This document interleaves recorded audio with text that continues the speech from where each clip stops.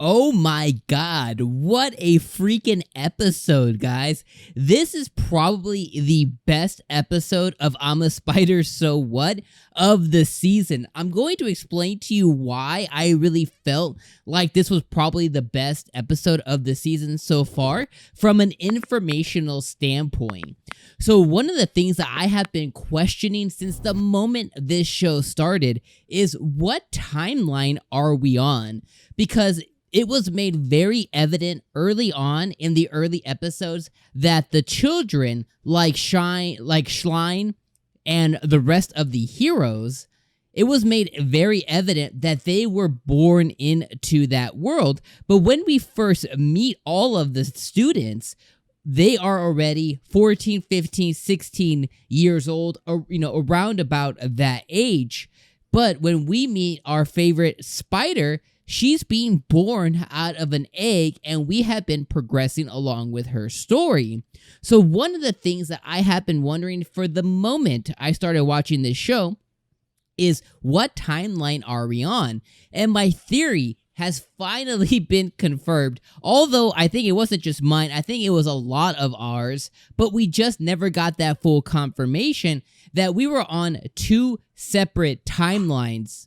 The fact that we were on a timeline for our spider, and we were living from birth to present, and we were on the present timeline for the children, or for the students. We were on their current timeline and what's currently happening with them.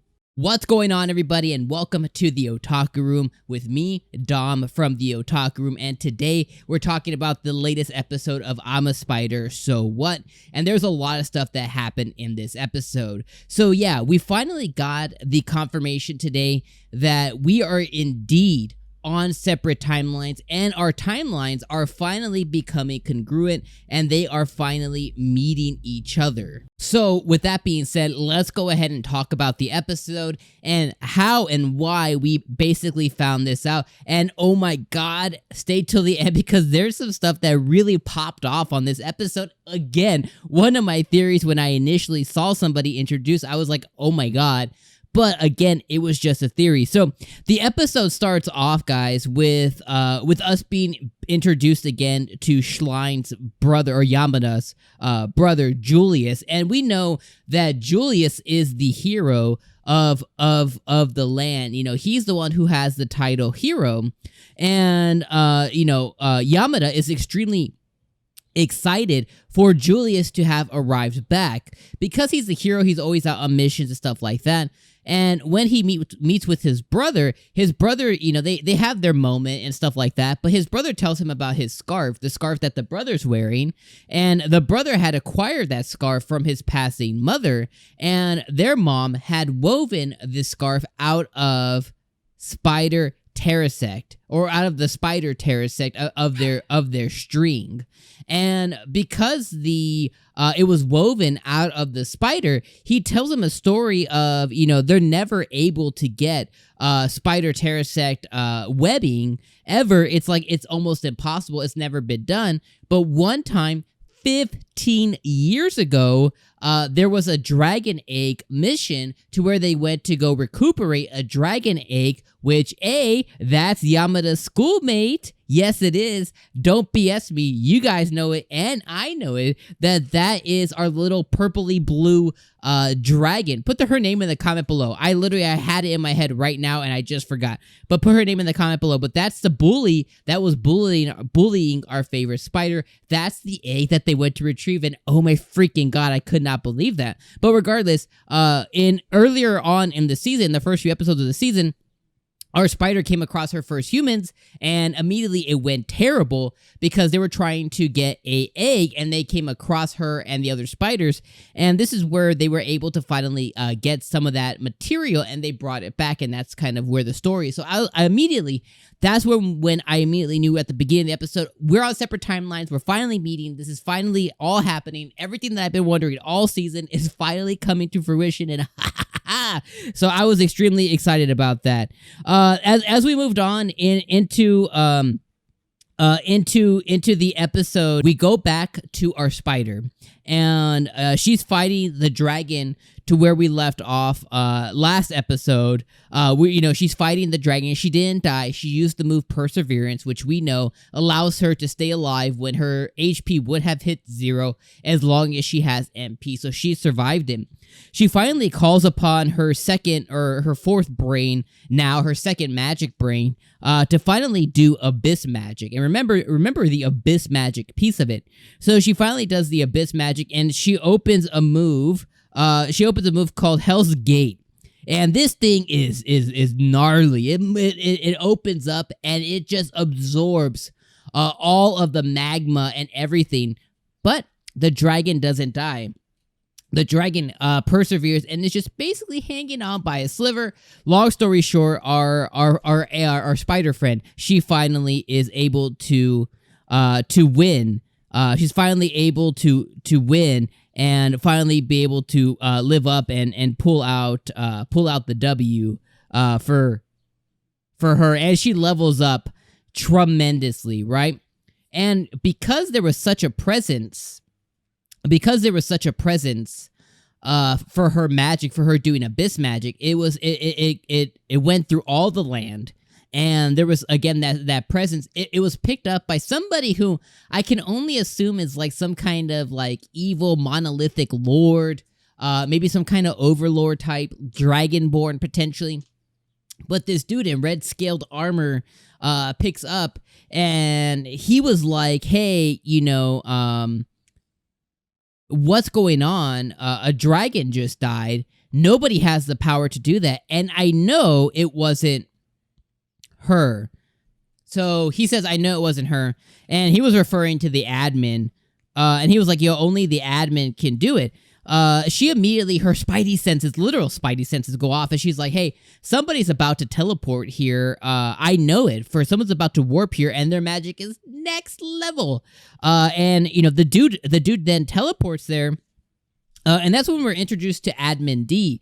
So we knew that this world is being not necessarily ran, but monitored and played with, kind of like, if you guys remember No Game, No Life, how like the game master kind of controlled the world.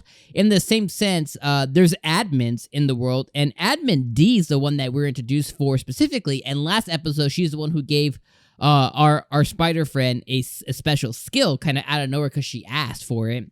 And that's when she started, questioning, but she went, she just went on with her life.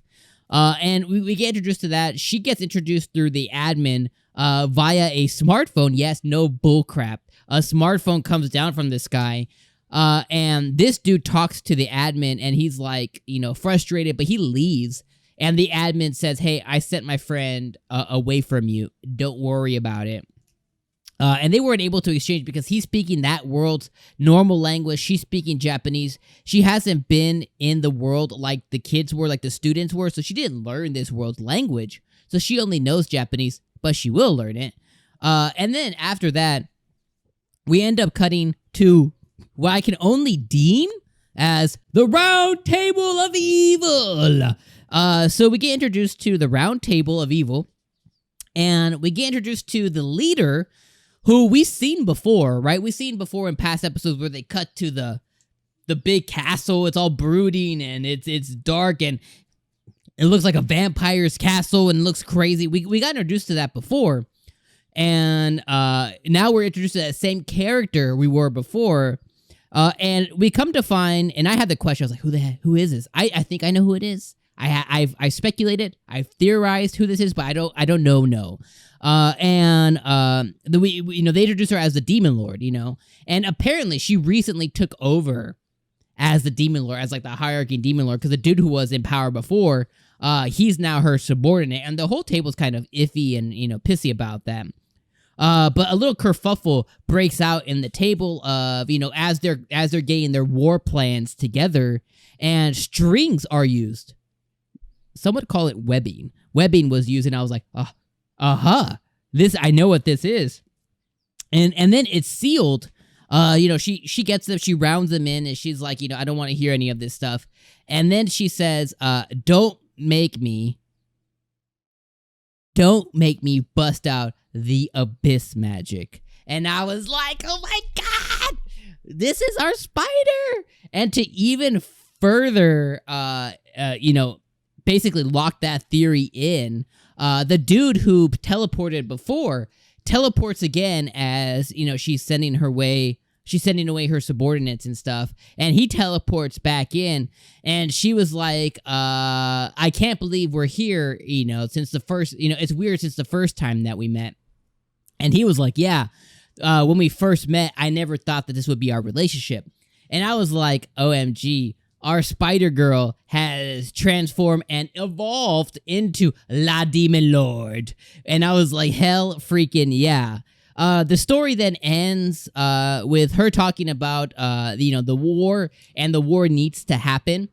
And then she says, that the hero, for them to win the war, that the hero must die, even though that she feels bad for Yamada-kun. And we know Yamada is 𝐒𝐻 in this world, and his older brother's Julius. And right now, the current standing hero is Julius, who had a kerfuffle with one of the spiders, with one of her subordinates in that same cave. And the episode ends with 𝐒𝐻 or Yamada gaining the hero skill. And he freaks out because there's only one way to get the hero skill, and that is through it being passed on from his brother. It can't be given. It's only given after death. And I was like, oh my God. NANI? Literally. And it was just, I was like, that's it. That's it. Guys, what a freaking episode. Everything that I thought came true, and I am so happy for it. Let me know what you guys thought in the comments down below. I am so excited for next episode, and I am so excited that they have built up this story of I'm a spider, so what? I ain't no spider no more. So they have built this up so much, and I am so excited, beyond excited, to see the next episode and to see how the story ends, or at least how it gets left off before we move on to an inevitable second season, because this show, this anime, is awesome. Let me know what you guys thought in the comments down below, guys. As always, click on that video right there. YouTube says it's best for you, and that's probably another one over there too. And make sure you guys subscribe to the channel. Make sure you guys like and join the Otaku Room. We'll see you on the next video.